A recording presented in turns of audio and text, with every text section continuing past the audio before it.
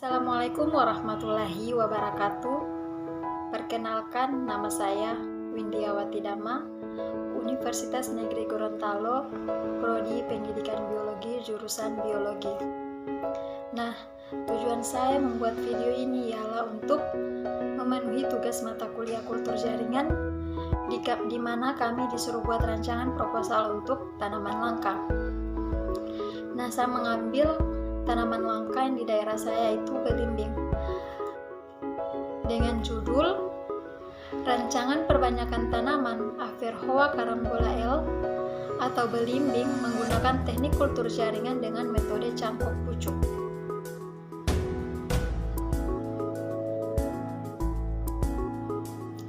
Nah, yang kita ketahui bersama bahwa buah belimbing ini merupakan salah satu buah tropis yang menjadi andalan bagi beberapa daerah di Indonesia. Nah, iklim tropis yang ada di Indonesia ini sangat cocok untuk tanaman belimbing. Kemudian untuk curah hujan yang tidak terlalu tinggi ini memungkinkan perkembangan budidaya tanaman ini dengan baik. Nah, kita ketahui bersama untuk kandungan gizi yang terdapat di dalam buah belimbing ini ialah memberikan sedikit energi 35 kalori, protein 0,5 gram, lemak 0,7 gram, karbohidrat 7,7 gram, serat 0,9 gram. Kemudian belimbing juga ini merupakan sumber vitamin C yang baik, juga zat besi dan zat kapur. Di Indonesia buah ini sudah banyak dikenal sebagai obat tradisional. Nah, digunakan sebagai pencegahan bahkan terapi berbagai penyakit, antara lain menurunkan tekanan darah, anti kanker, memperlancar pencernaan, menurunkan kolesterol, dan membersihkan usus. Nah, saya mengambil perkembangbiakan belimbing ini secara vegetatif dengan metode cangkok. Nah, untuk metode cangkok sendiri ini merupakan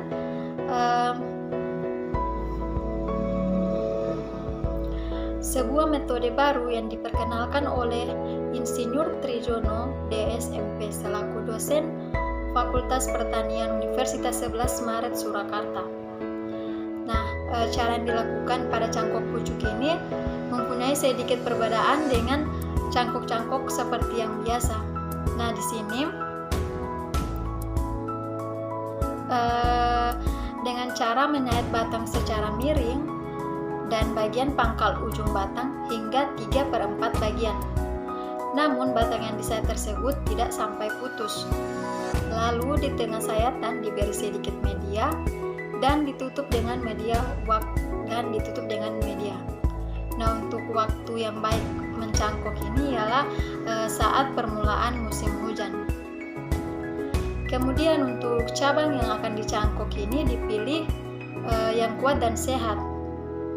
Cabang cangkok berasal dari pohon, buah-buahan yang sehat dan kuat, serta telah memiliki sifat yang menguntungkan seperti buah lebat, lezat, daging, buah tebal, sedikit biji, dan sebagainya.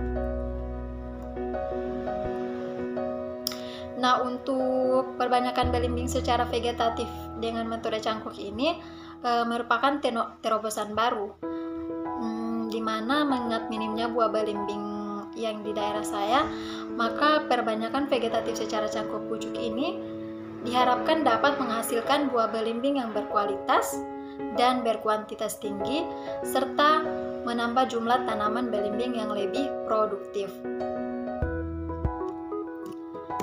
Kemudian kajian teori, kita ketahui bahwa belimbing atau Averrhoa carambola ini merupakan salah satu buah tropis asal Asia Tenggara. Belimbing ini sering digunakan sebagai konsumsi segar maupun industri rumah tangga, seperti manisan buah, selai, dan minuman segar. Belimbing juga digunakan sebagai obat tradisional untuk obat tekanan darah tinggi, dan juga dia memiliki kandungan vitamin C yang relatif cukup tinggi di antara buah-buah lain seperti apel dan anggur. Kemudian belimbing ini sendiri merupakan tanaman tahunan yang berbuah sepanjang tahun. Penyebaran tanaman ini di daerah tropis dan subtropis. Buahnya produksi secara komersial yang terus meningkat nilai ekonominya di negara-negara Karibia, Amerika Tengah, Amerika Selatan, dan Asia Tenggara untuk diperdagangkan di pasar lokal maupun diekspor ke Amerika Utara dan Eropa.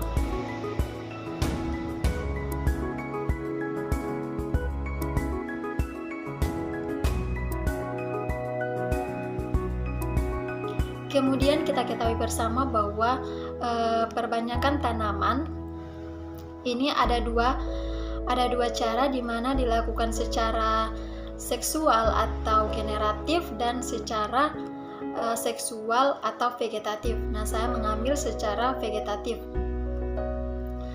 Adapun keunggulan dari perbanyakan dengan sistem ini ialah dapat menghasilkan tanaman yang memiliki sifat yang sama dengan induknya. Tanaman lebih cepat berbunga dan berbuah. Tanaman juga ini dapat menggembungkan sebagai sifat yang diinginkan. Kemudian untuk kelemahan dari perbanyakan secara vegetatif ini ialah membutuhkan pohon induk yang lebih besar dan lebih banyak. Kemudian akar tanaman atau anakan kurang kokoh sehingga mudah rebah, masa produktif singkat, dan membutuhkan biaya yang mahal. Kemudian untuk media tanamnya sendiri ini kita harus ketahui bersama dulu apa itu media tanam. Nah, media tanam ini merupakan komponen utama ketika akan bercocok tanam. Media tanam yang akan digunakan harus disesuaikan dengan jenis tanaman yang ingin ditanam. Secara umum, media tanam ini harus dapat menjaga kelembaban daerah sekitar akar, menyediakan cukup udara, dan dapat menahan ketersediaan unsur hara. Nah, beberapa media tanam yang biasa digunakan yaitu sphagnum, moss, cocopeat, sekam, pakis, dan sebagainya. Nah, untuk di sini saya mengambil media sphagnum dan moss. Nah, kita ketahui bahwa sphagnum itu ialah media tanam dari semacam lumut yang biasanya berada di hutan-hutan. Nah, untuk sphagnum ini sendiri merupakan salah satu jenis tumbuhan lumut bermanfaat yang termasuk ke dalam lumut Bryophyta dengan bentuk mirip paku selaginella. Media yang kering ini bentuknya seperti remah dan sangat ringan seperti kapas. Untuk sphagnum ini sendiri dia lebih mengikat air dibandingkan pakis, tetapi lebih lancar dalam dryness dan aerasi udara. Media ini biasanya digunakan sebagai media cangkokan atau sebagai pengganti tanah untuk tanaman yang akan dikirim ke tempat jauh karena sifatnya yang ringan dan tidak kotor. Kemudian ada moss. Nah, moss ini dijadikan sebagai media tanam berasal dari akar paku-pakuan atau kadaka yang banyak dijumpai di hutan-hutan. Moss ini sering digunakan sebagai media tanam untuk masa penyemaian sampai dengan masa pembangunan.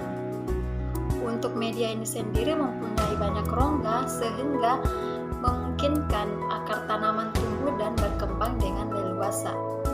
Menurut sifatnya, media moss ini mampu mengikat air dengan baik serta memiliki sistem dryness dan aerasi yang lancar.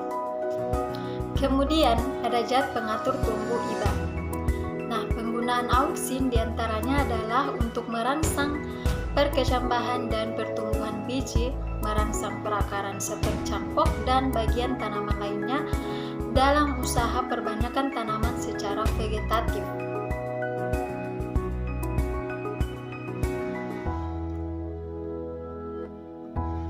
Kemudian, auksin ini juga memacu perkembangan awal akar pada stek batang. Pada stadium pertumbuhan vegetatif, auksin merangsang pembelahan, pembesaran, dan diferensiasi sel serta merangsang aliran protoplasma.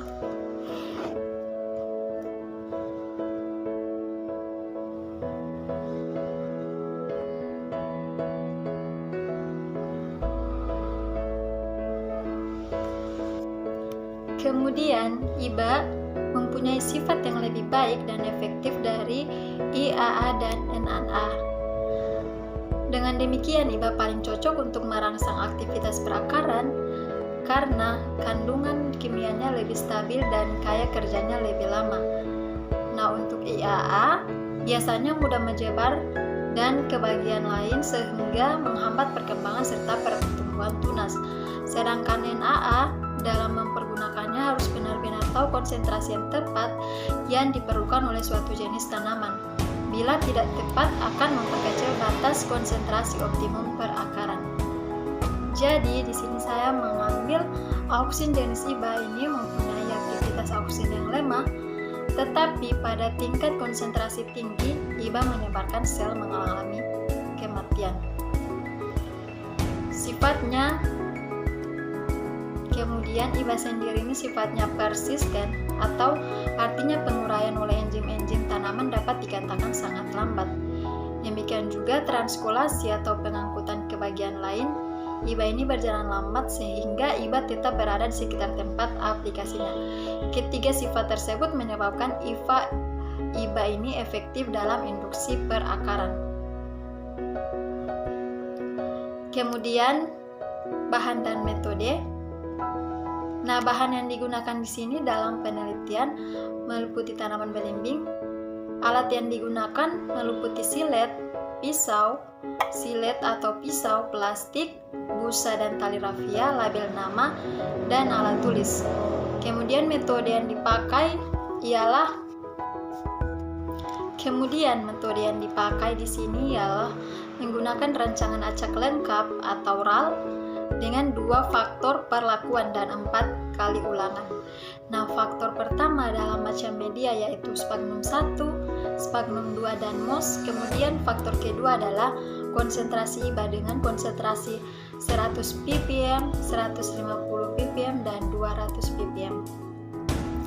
Nah, baik, mungkin hanya itu presentasi dari saya. Sekian dan terima kasih. Wassalamualaikum warahmatullahi wabarakatuh.